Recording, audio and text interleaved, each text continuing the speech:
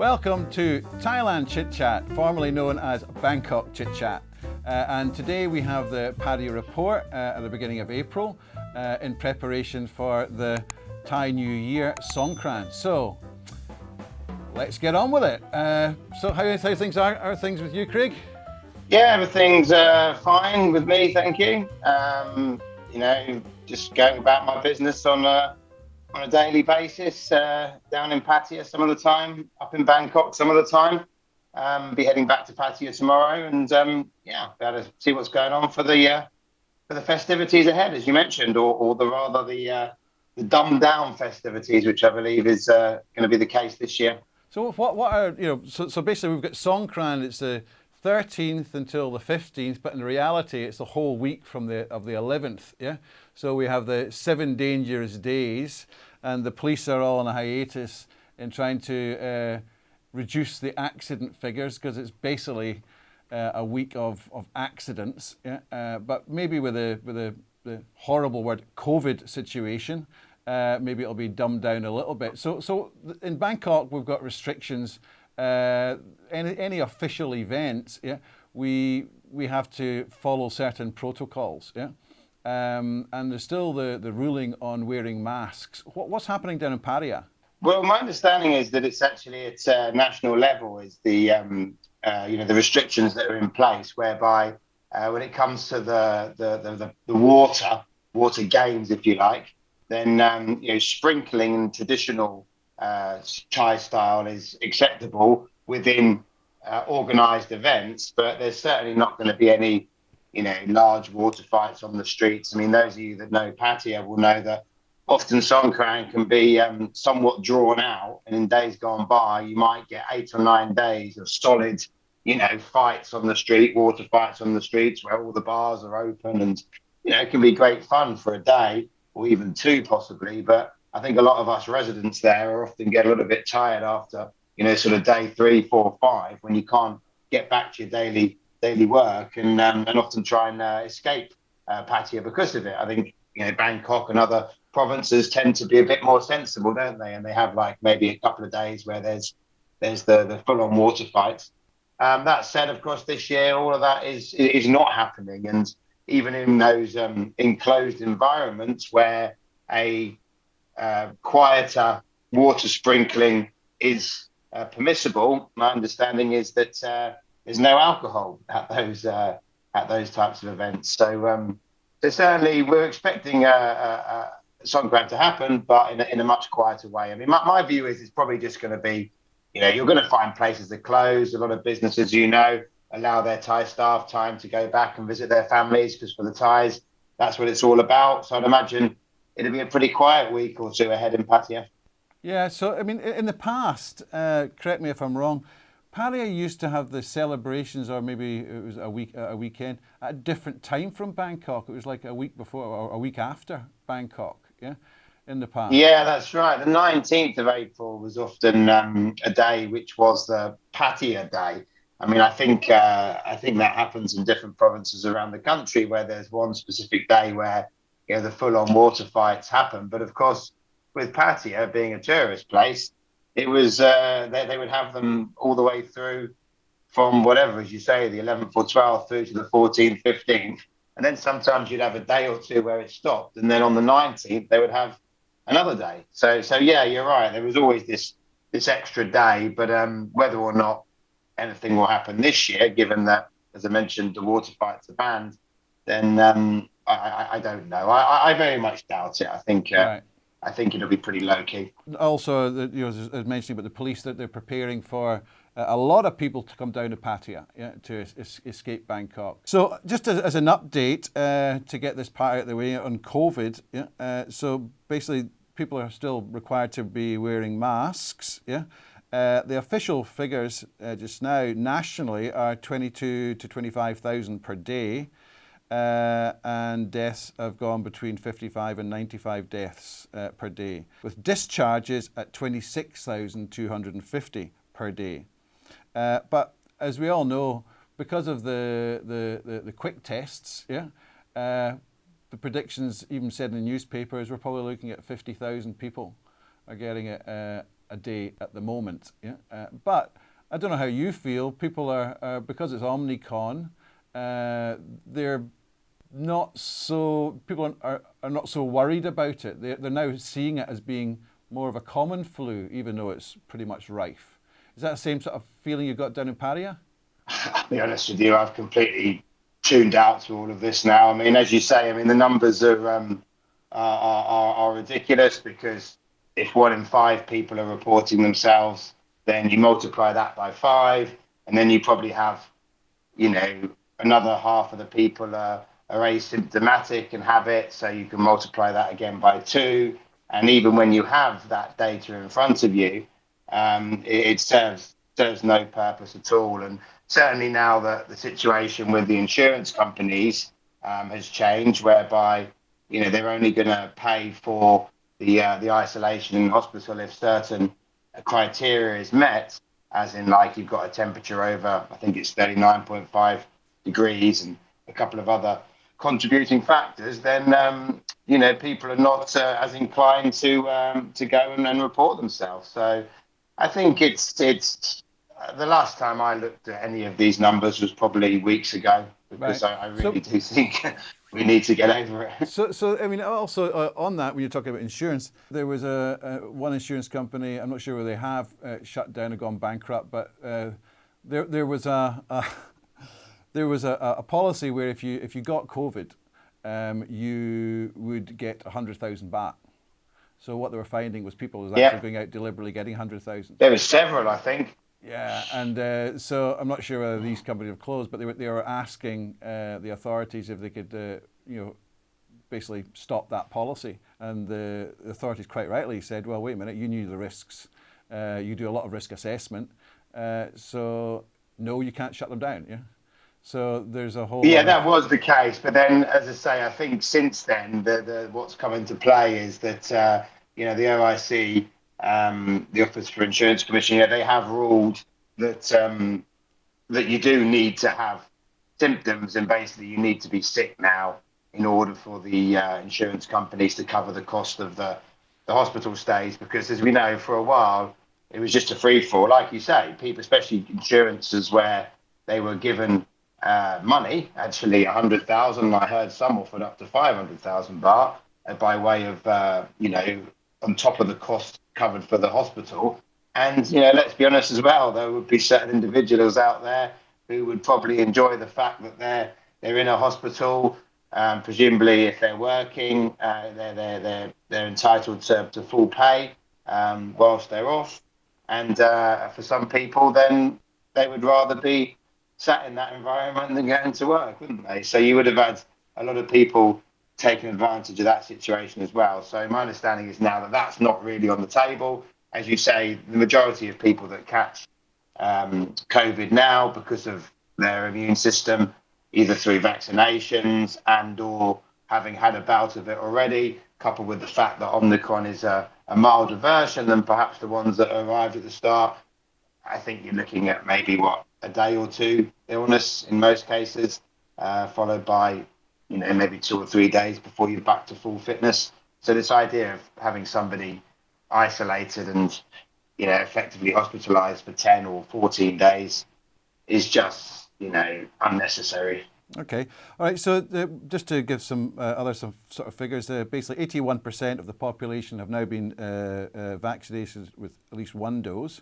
72.5% have received the second shot, and 34.8% have had a booster shot. There's a bit of a scare to people, but I think as you said, we're sort of becoming a bit like white noise. Yeah, in the background there was a scare of this new XJ variant, but it's been played down by the government, basically saying that it's an even milder version, but is more contagious. Yeah, so nothing to worry about. The next thing is all to do with the entry rules. On April 1st, there was new entry rules came in. You'll see a picture of that coming up.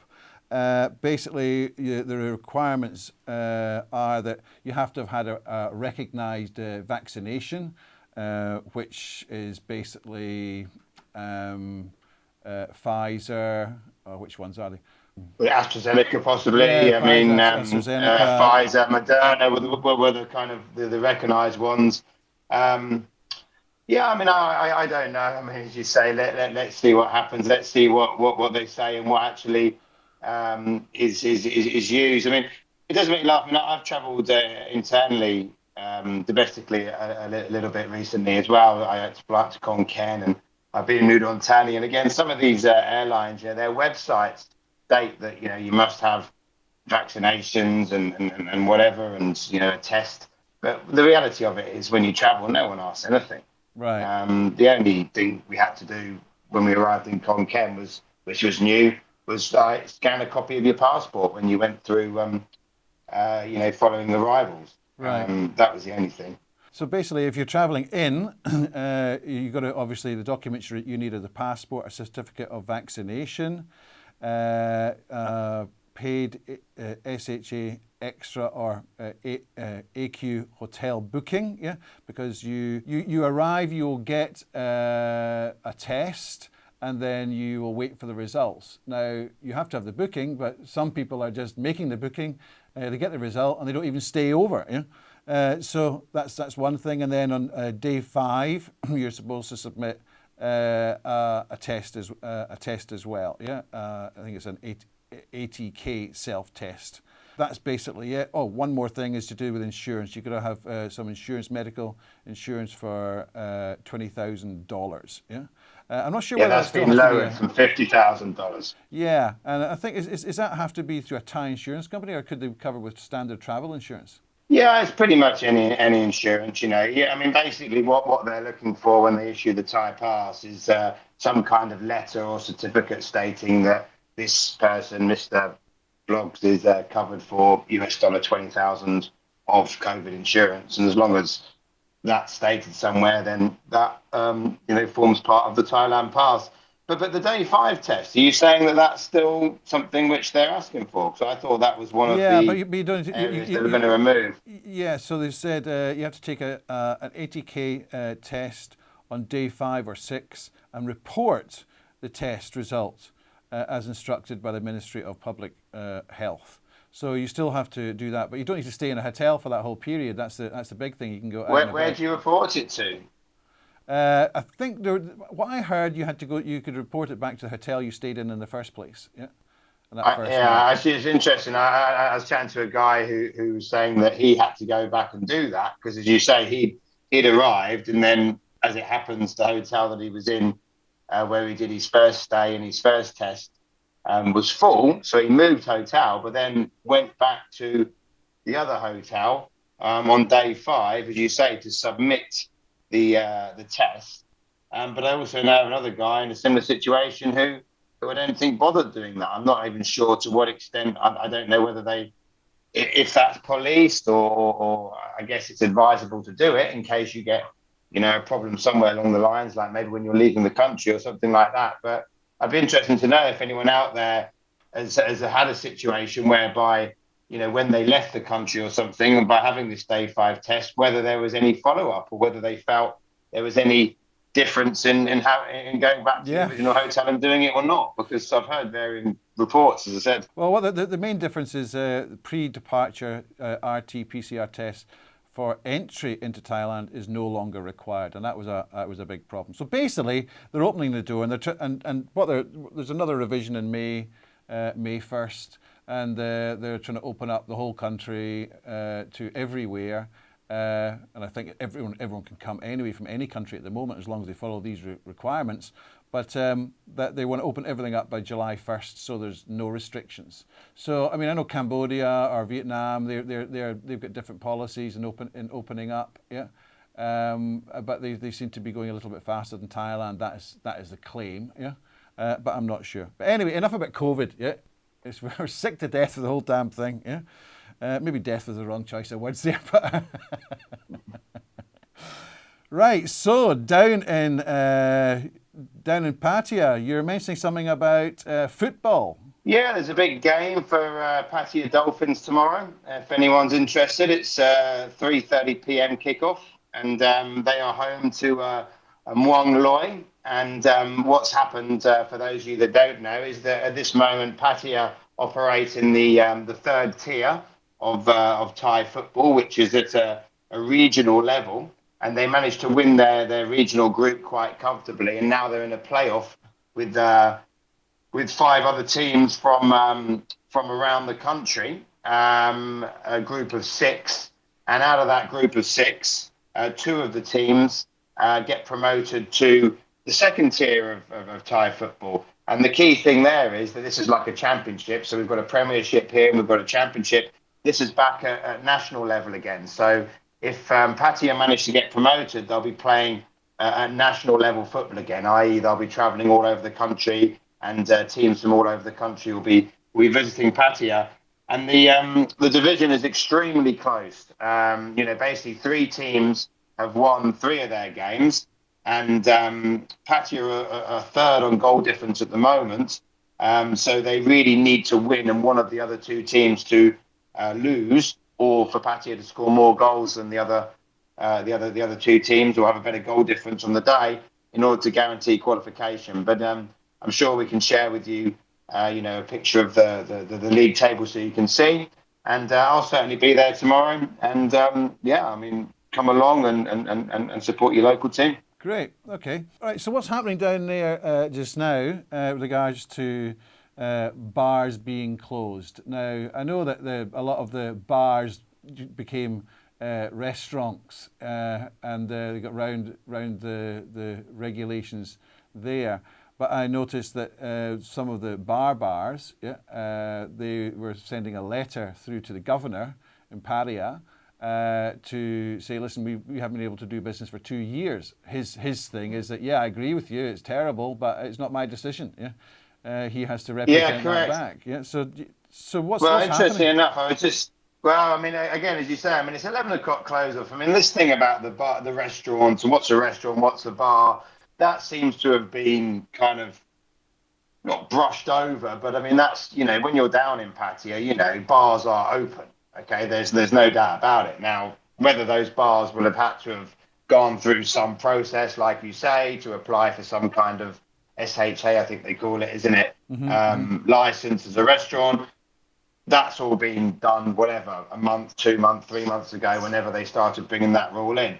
For all intents and purposes, bars are open.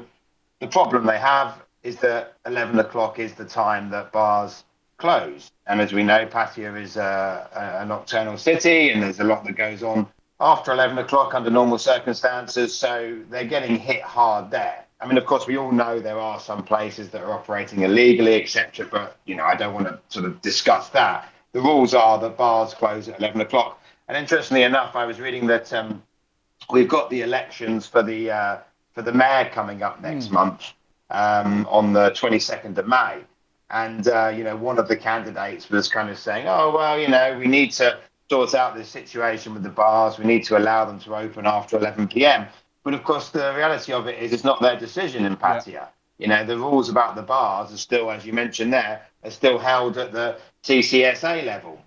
So until the CCSA, allow Pattaya to make its own decisions and on subjects such as this, then there's nothing anyone can do. And, the 11 o'clock rule is in place. And there's no doubt that once they do allow that to be relaxed, then bar owners will be much better off, as will many people, guys selling the kebabs and the food vendors that are out late at night. And, of course, the girls working and everything else. Everybody will be better off. Yeah, so another thing they were saying is, we can understand we can get around things and say we're serving food and blah, blah, blah. He said, but the fact is we're still basically manipulating the law. And what they were saying is they're open to the, in inverted commas, local authorities determining things whether we should be open or should not.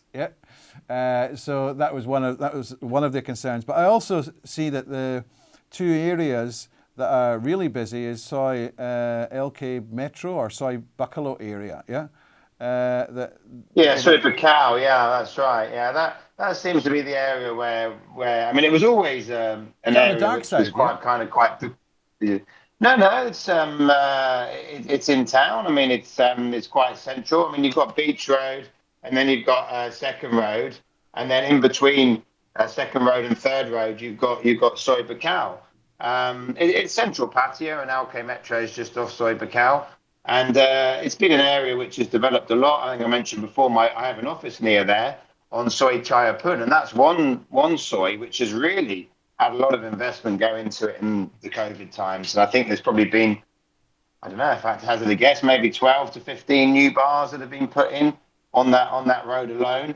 And it seems that area for the daytime gang and evening as well seems to have almost taken over from Soi 6, which I believe, not that I've been there for a while, but I believe is open, but only operating at about 30-40% with the number of bars that are open, and the customers there are falling. Whereas Buakhao, Chayapun, Tree Town, the surrounding areas around there seem to be, seem to have some life back in them for sure. I mean, don't get me wrong, we've still got a long, long way to go before we're 2018, but it's green shoots, Right. Okay. So yeah, your election's on the 22nd of May, but same as Bangkok, both at the same time. So over that time, there'll be no drinking allowed. Yeah? These bars are going to be hit again. Yeah. I also see a new this medical city. Yeah. So there's a big promotion. Pattaya is going to set up this basically like an industrial estate for medical services. So what they see is there's obviously same around the world, demographics, an awful lot of older people. Yeah? They're looking at having sort of residential areas for older people. They're looking at having a whole area for with a hospital and multiple different services. Yeah? So basically, they're aiming to be the hub, like they are for many things. Yeah, the hub for medical tourism. Yeah, I mean, maybe we should say Thailand, the hub. For what? Everything. So, which is great because they've got the investment there. It's all to do with promoting the Eastern Economic Corridor. So have you heard anything about this? Mm-hmm. I haven't, to be honest. I mean, obviously, I know about the Eastern Economic Corridor, and I've heard quite a lot of plans to develop that insofar as offering international services, as you said, such as the offering services to international travellers, such as the medical, and that would make sense. Although I don't know about that specifically, but without wanting to kind of put a damper on things, before we do that, we need to be letting people in easily, right? Yeah, that's right. Well, it's massive area. I think that's the key first. So it's an Eastern Pattaya, and it's 1 million square meters. Yeah. Which they're developing, and the idea, selecting it. People say, "Oh, why wouldn't it be in Bangkok?" Of course, Bangkok is just one massive area anyway. But of course, easier to get to. I mean, they're saying basically, Thailand is already a medical hub of Asia, with over 1,000 public and 400 private hospitals with internationally trained physicians. So before the pandemic, the country attracted 2 million medical tourists from abroad. Yeah.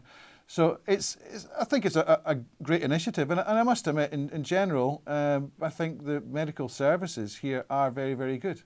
And another thing we're very interested in, they've been doing a lot of research in stem cell, and they're very, very advanced in stem cell, basically services or stem cell research. Yeah. Whereas in many countries, I believe so. And alternative therapies and.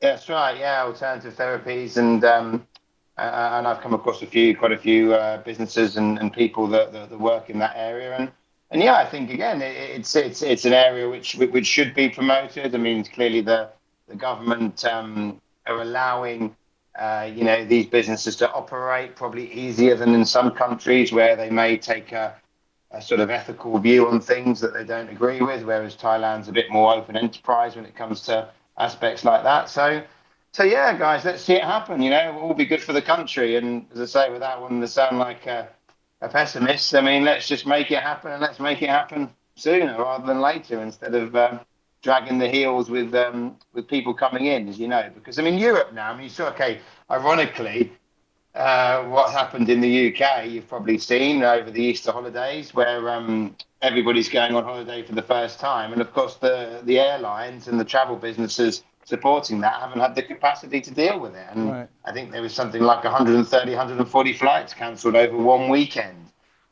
So, there's these challenges ahead as well that Thailand need to face. And all being well, they will look at what's happened in Europe and make sure that the same doesn't happen here. Once they do allow people to travel freely again Yeah. in and out of the country. But one aspect is, of course, that Europe is obviously, open for business. Of course, the US for months and months has put the pandemic behind. I mean, I was watching the golf this morning. The US Masters is on for those that follow golf, and not one single mask in the whole place. It's done in the States. People have moved on, and so when you look at events like that where we are back to normal, and we look at what's going on in our country where there is still this mask mandate and there is still these difficulties in getting into the country and the testing and the hotel stays, they need to be fast forwarding that if they're going to be talking about these new initiatives about bringing people in. That's great. It's great to have the idea, but you need to be able to lay the foundation in order to make the idea happen. Well, I think the pain of that is also what I hear. Hotels and especially restaurants, they have a real problem in getting staff now. Because they're scared in case they lose a job or travel down, get apartments, or whatever they have to do to have that job. They're concerned about that, or they've moved on to working in a factory or working in construction or whatever. Yeah? So there's a shortage there because there's still strong restrictions on foreigners. From Cambodia. The labour they've been using from Cambodia there were still restrictions and the traditional restrictions of the work permit situation in place just now. So there's some struggles. Anyway, so basically I think we can wrap it up there. And listen, have a great Songkran. It's basically a week of catch up of all the things you couldn't do because a lot of places are basically closed. Yeah, absolutely. And as you say, Bangkok's quite a relaxed place during Songkran because the traffic levels and whatever drop significantly. So I may even go to Bangkok myself as well. And as you say, do some stuff like that. Go to parts of the city that you rarely go to because of the hassle that's involved. Okay, listen, thanks very much, Craig. Okay. All right. Good stuff. Speak to you later. Have a good Songkran. Cheers. Right. And everybody. Bye-bye. And you. Everybody have a great Songkran as well, even though you don't celebrate it if you're living overseas. But it is a special time. So see you again soon. Thank you very much. Bye-bye.